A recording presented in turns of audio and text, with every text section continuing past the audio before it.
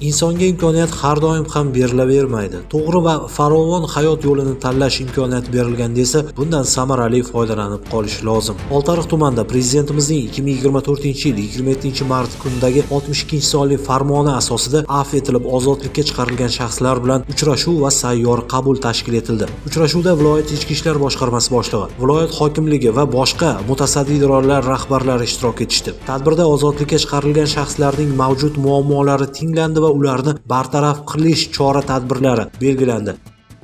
Albatta qancha oilalarga ota-onasi, onasi farzandlarini bag'riga kirib kelishdi.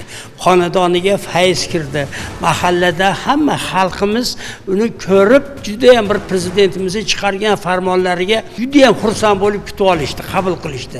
Bu bo'layotgan ishlar hammasi xalqimiz uchun bir juda ko'tarinki, bir chiroyli, bir ibratli ishlar. Albatta bular ham ishonamizki, prezidentimizni ishonchini oqlashadi. Yaxshi joylarda ishlab o'zini bir xalqqa foydasi tegadigan, nafi tegadigan yaxshi bir insonlar bo'ladi deb biz ishonch bildiramiz. Mamlakatimizdagi insonparvarlik va adolat tamoyillari asosida amalga oshirilgan ushbu islohot yuzlab yurtdoshlarimizning yangitdan hayot boshlash uchun imkoniyat yaratgani rost. Ular bugun oilasi va yaqinlari qurshovida erkinlik va ozodlik qadrini chuqur anglagan insonlar bular aslida. Ularga davlatimiz tomonidan bir martalik moddiy yordam puli berish, to'liq tibbiy ko'rikdan o'tkazish chora-tadbirlari ham ko'rildi. Mana shu narsalar hozir tushunib yetdim. Kelajakda farzandlarimga yaxshi ona bo'lib, Xudo xohlasa yaxshi o'qishlarga o'qitib, davlatning ishlariga iloji boricha o'qitib, yaxshi ona bo'lishga harakat qilaman. Bu ishlarimdan pushaymonman, mingdan-ming bor rahmat deyman.